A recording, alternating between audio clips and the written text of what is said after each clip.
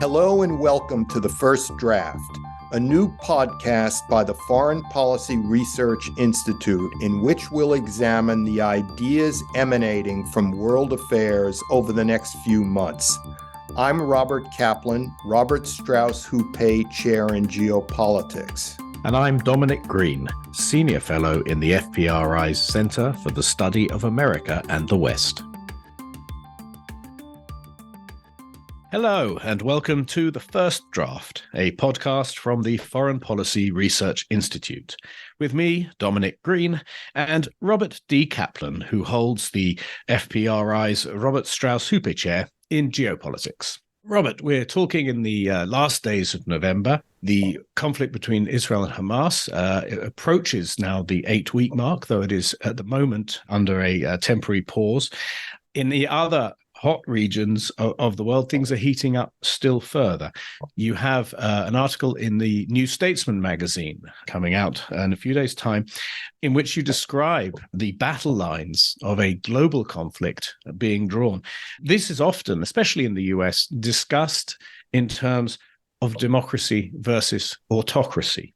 But in your article, you make a different case.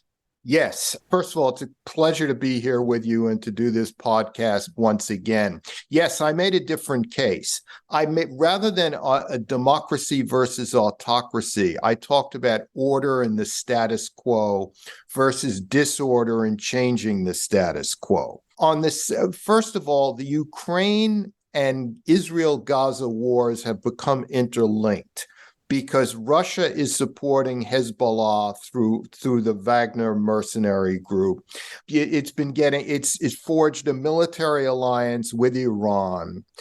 China is benefiting from the Israel-Gaza war, from the October 7th attack, and it is benefiting from its ties with Iran. On the one side, you have Russia, China, North Korea, Iran, kind of the land powers, the Eurasian land powers. And then you have the heartland powers. And then you have the United States, somewhat Europe, Israel, and this is key, Dom.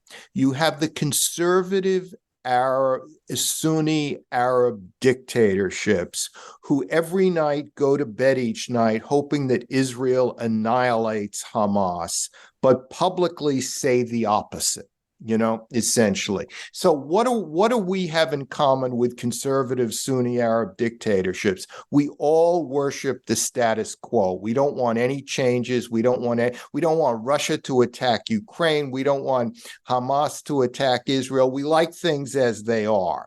And then you have Russia, Hamas, China, who is seeking each in their own ways to change the status quo. So they are the forces of disorder.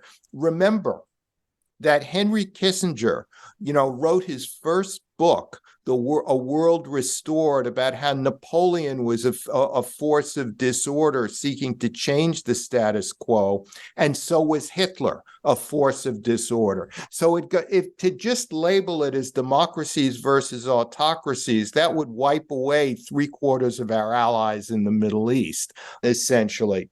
So it's more basic than that. It's order versus disorder, and it is a bipolar struggle.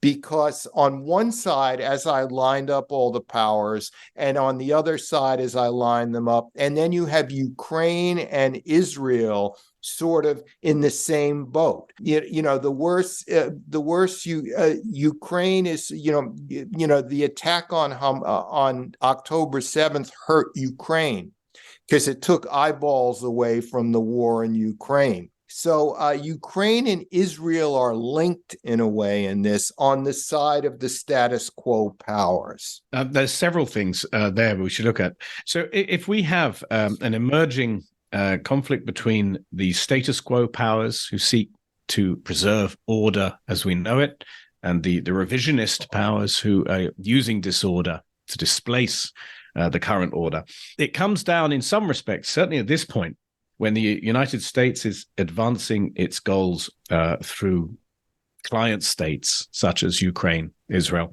to one of management, of managing alliances, managing resources. The first question is, I suppose, will Ukraine survive the Israel-Hamas war? Because there is a question of priorities in terms of military supply. There are domestic difficulties in the administration pushing through a bundled spending bill, for instance. Meanwhile, Russia continues its military buildup, which has run faster than that of the US or even of the Europeans in particular, who've been classically slow.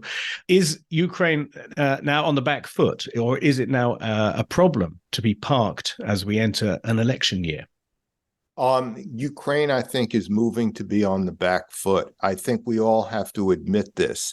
Now, the Israel-Gaza war could continue in a number of ways. They could go for an extended ceasefire that releases, say, 80% of the hostages, and then the Hamas leadership could agree to leave Gaza and go to Algeria or something, like Arafat did, leaving Beirut to go to Tunisia, which ended the Lebanon War of 1982. You could have an ending like that, and then Israel would go in militarily and finish the job, after all. So this could be an extended war, going through periods of ceasefire, fighting, back to ceasefire, back to fighting, and the Middle East takes up the news.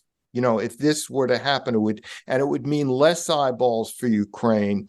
And also, you're seeing in European elections, you're seeing the rise of populist powers, which are not just right-wing populists, but they're sort of old-fashioned Gaullist powers, which are taking over. I think it was very interesting that both the AfD in Germany and the National Rally in France came out in support of Israel.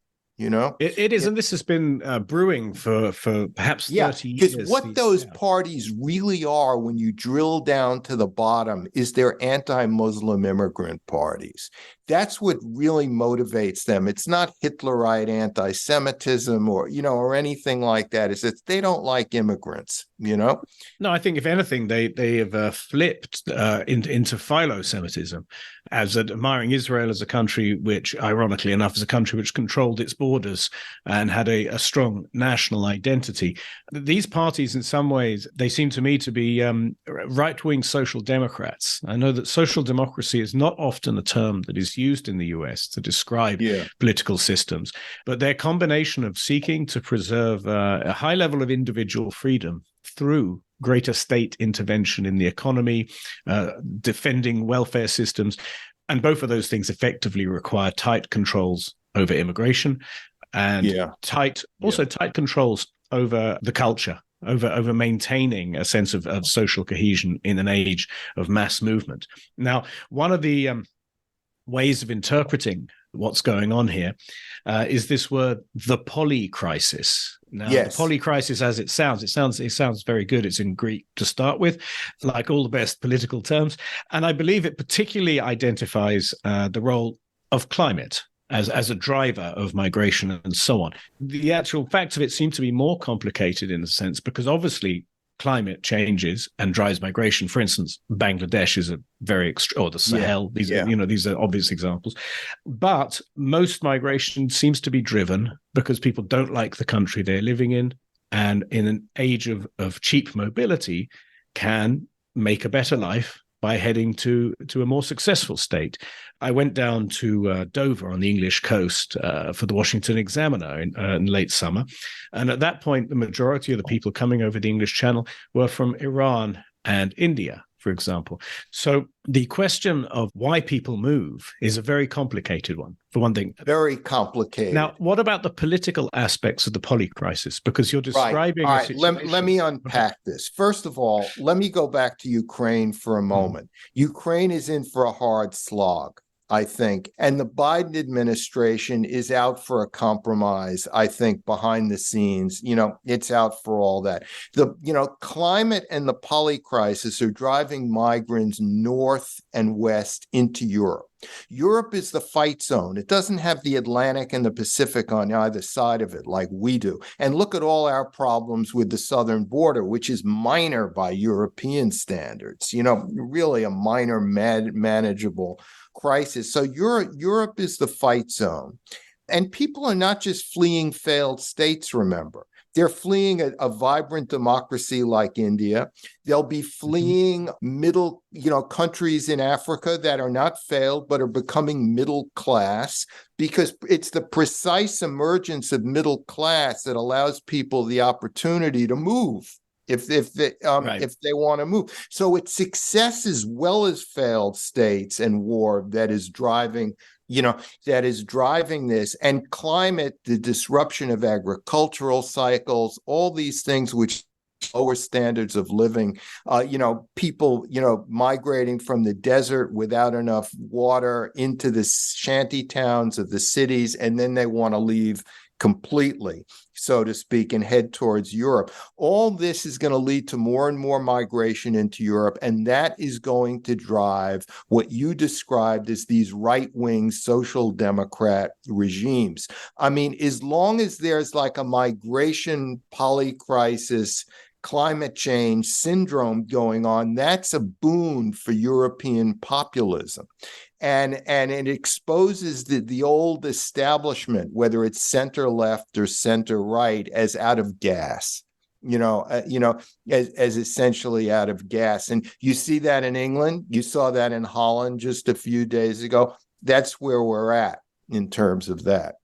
Now, we've read reports recently that a fairly small team in the White House is attempting to manage several crises at once, a polycrisis. How does something like the European situation, where the European Union's leadership remains the same, in fact, still the same people, while the lower echelon national leaders are, as you're saying, setting quite a different course towards hard borders, cultural nationalism, and so on. Is the United States in danger of being overwhelmed by trying to micromanage other people's conflicts simultaneously? Remember that foreign policy historically and good foreign policy historically is about managing crises. It's about crisis management, because you don't know what events are going to throw at you. I think it was Lord Salisbury who said, "What is history? One damn thing after another," or some, or a number of people could have said something. But it's hard enough to manage America's response.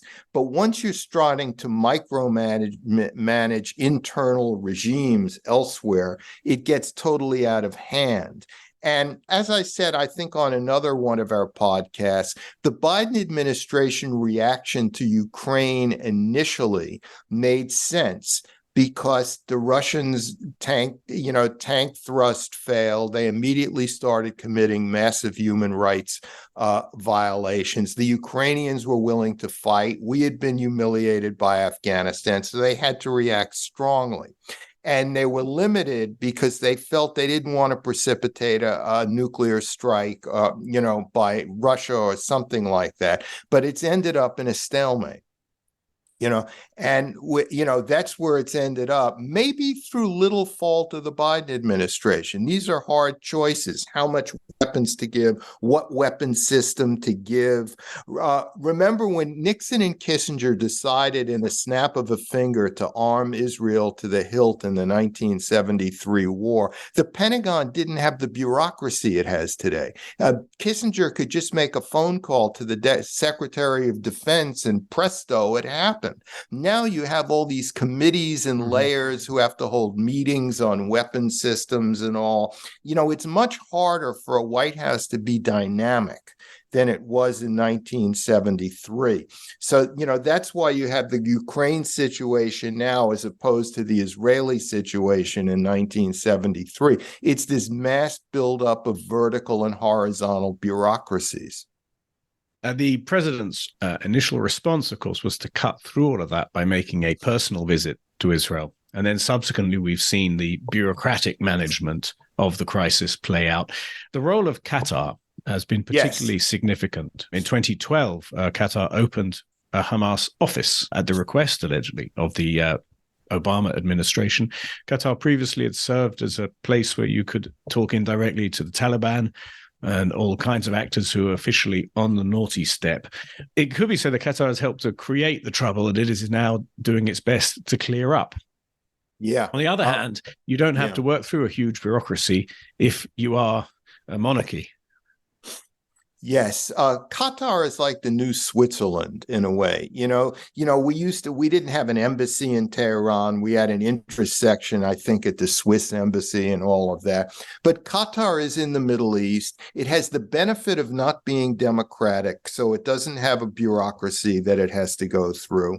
It's the ultimate in kind of amoral, Machiavellian type of government which just seeks advantage, so to speak, in each crisis without being moral or immoral at the same time. So it talks to everybody essentially, and and as you said, it helped create the crisis because it has so much wealth it's been giving to radical parties over the years and decades, and now it's provided this kind of surgical cut it that helps leverage, a ceasefire by providing constant hostage releases. So Qatar will continue to play this role and benefit from it, so to speak. It's also the case that it's also the case that it shows how weak the United States it has become in the Middle East, where the people really holding really at the center of it all is a small country with massive oil and gas wealth that talks to everybody. So the road to some sort of ceasefire or resolution doesn't go through Cairo or Riyadh. It goes through Qatar. Do you think there's a possibility of some kind of a schism between the US and Israel if, as the Israeli government is saying, it intends to fully prosecute the war after the hostage and prisoner exchange breaks down? Because the pressure from the US and would seem to be pushing it towards accepting temporary ceasefires as permanent ones, as Emmanuel Macron of France was, of course, the first democratic leader to suggest. Well, just to go back for a minute, Biden literally had to go to Israel and hug the prime minister to get the bureaucracy moving in the U.S. All Nixon and Kissinger had to do was make a private agreement with each other that they were going to do this, So it shows like how bureaucracies have grown. I think that what the administration is doing, trying to extend the ceasefire, trying to force Israel to attack more surgically, all of this is all an indirect form of virtue signaling to the conservative Sunni Arab states, saying, look, guys, we're doing as much as we can. We're trying to restrain them as much as we can. You can't ask us to do more. So please do not recall your ambassadors from Tel Aviv. Please, let's get on with an eventual agreement between Israel, Saudi Arabia, and the United States. We're doing as much as we can. And after the U.S. does as much as it can and Israel still attacks, the U.S. can just say, we did all we could. You can't accuse us of bad faith in any way. So it's kind of, if it were to be a split, it would be a managed split with a lot of virtue signaling, with a lot of the Biden administration saying how disappointed they were with the Israelis, meanwhile giving them the go-ahead to do exactly what they're going to do. Because, there is a big difference between Ukraine, which is a weak state that's wholly dependent, and Israel, which is a militarily very strong state in its region, and is not in a state of absolute dependence upon America. And something else, Dom, which is that while technically all the European powers are all in to help Ukraine, in fact, without the U.S. leadership, Europe doesn't exist in this war, essentially. If you look at the German budget and all of this, what they're giving Ukraine is all well and good, but it wouldn't amount to much if the White House wasn't driving it. What the Ukraine war has shown is that Europe still depends on the U.S. for its security. Simple as that. In a way, the most significant European effect has been achieved by outflanking the U.S., as it were, on the right. For instance, in Germany's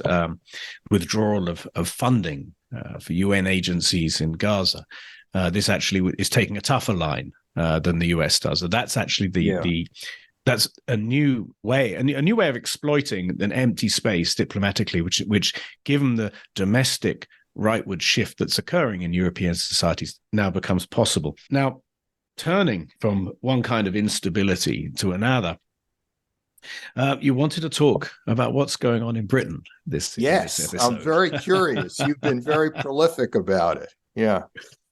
Well, it seems to me, and not only to me, that we're approaching the end of the Conservative Party as we knew it.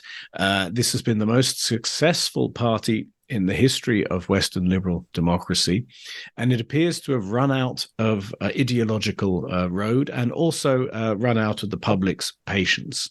I wrote a piece for the Wall Street Journal pointing out that the long cycles of British elections, every 13 years or so, the public get sick of whoever's in power. They've conclusively demonstrated their inability to fix anything. And so there's a violent swing to the other side. And we are now in year 14 of this long Conservative run. So the Labour Party are due for a turn simply for that. But what we're also seeing is a Conservative Party unable to decide whether to be a liberal party effectively of the 1990s, or to be one of these new European right-wing social democracy hard borders party.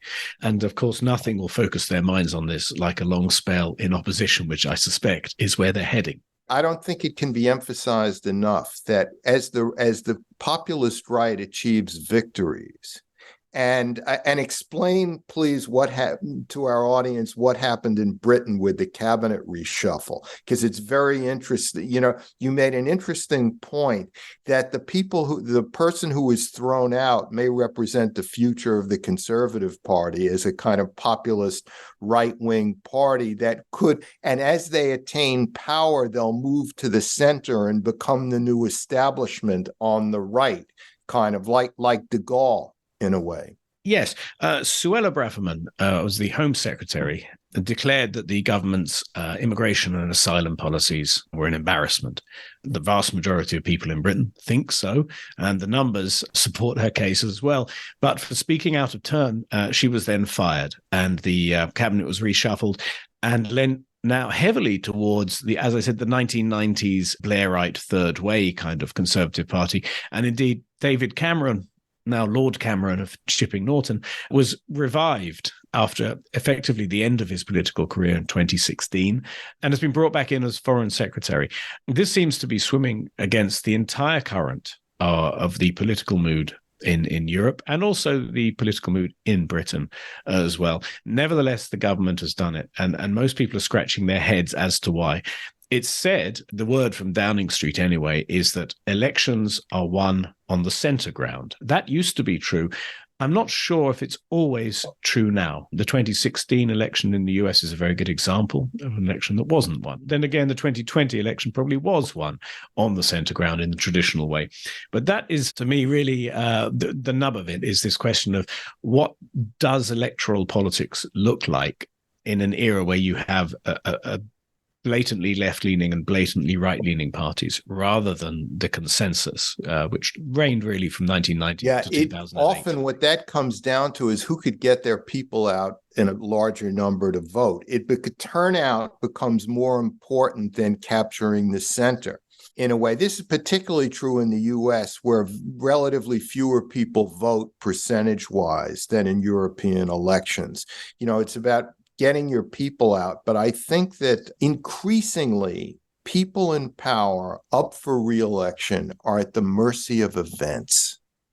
What would the Biden administration look like without the Ukraine war, without the Gaza war, both of which were started in a way that had nothing to do with Biden administration policies, for good or for evil, or for bad. Putin got it into his head to invade Ukraine, and Hamas got it into his head to stage this attack on October 7th. The Biden administration was not guilty in even the most indirect form for events leading up to that, I would argue. And yet that's what is defining it on 50% of the ledger, which is the foreign policy side. One way, of course, that you're talking about mobilizing the vote and so on.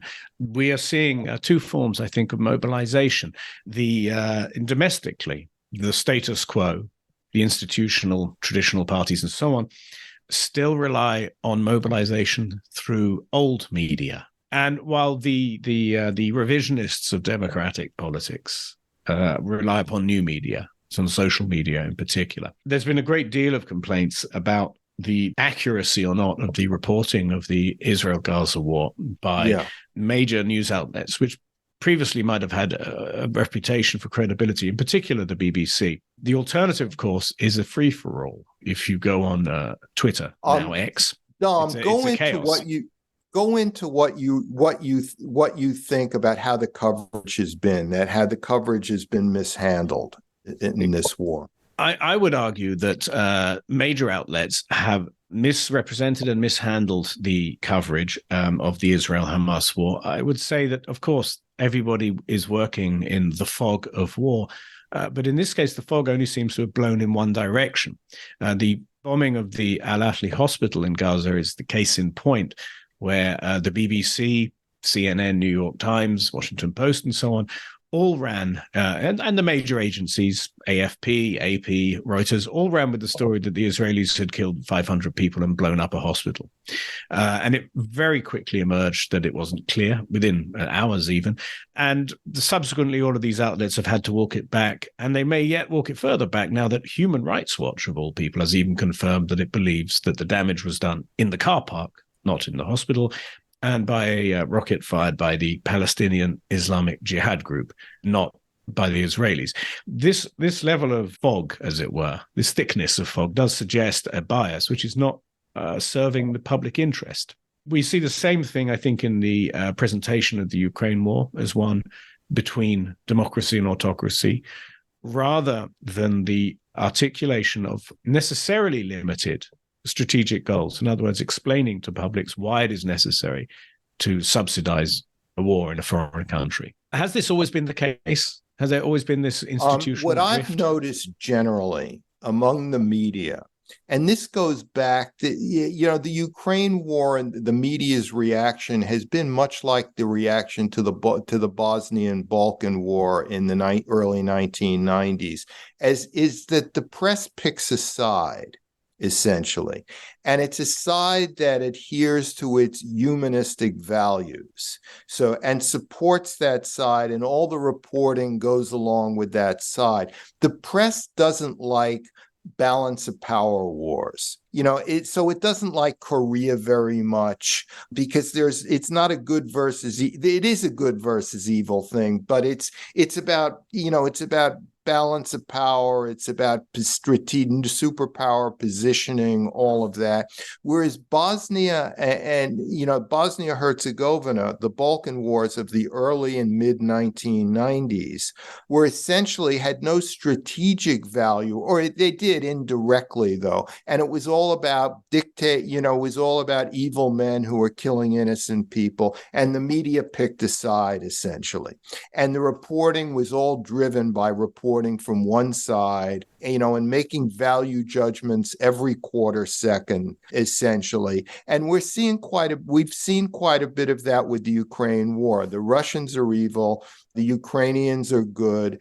It's good versus evil. It's not about balance of power or geopolitics in any way. And that's, if you want to read about the geopolitics of Russia, Ukraine, you have to go to more minor websites, whereas decades ago it would have been in the New York Times. Now it's, now you have to go elsewhere to get away from a good versus evil formulation of what's happened. So the media's always been like that.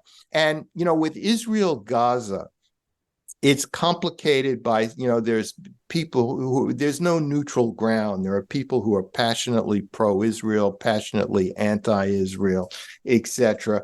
But so that's obscured reporting too. for instance, I haven't seen much reporting on what the Israelis are doing with the tunnel network of the area they've taken in northern Gaza. Are they just flooding it with seawater? Are they going methodically from tunnel to tunnel, collapsing them? After all, this is half of Gaza they already control, where there's no fighting real or much. There's been very little report. That kind of strategic military analysis is much weaker than these days. It's true, yes. I mean, if you spend time sitting on X, aka Twitter, you'll see unsourced clips of, Israeli soldiers pumping seawater into, what could well be tunnels, and you see detonations of tunnels.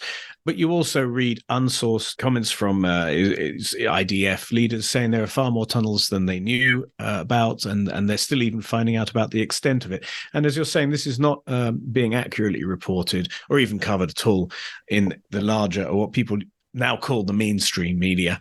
But I think the mainstream is actually becoming digital media in all its unregulated, market-driven disorder. And on that note, I think we might be out of time for this month. You've been listening to me, Dominic Green, and Robert D. Kaplan on The First Draft, a podcast from the Foreign Policy Research Institute. Thank you. Thank you. Thanks for joining us today. Be sure to subscribe to The First Draft on Apple Podcasts, Spotify, or wherever you get your podcasts to be notified about new episodes. To explore more podcasts and upcoming events, please visit us on www.fpri.org.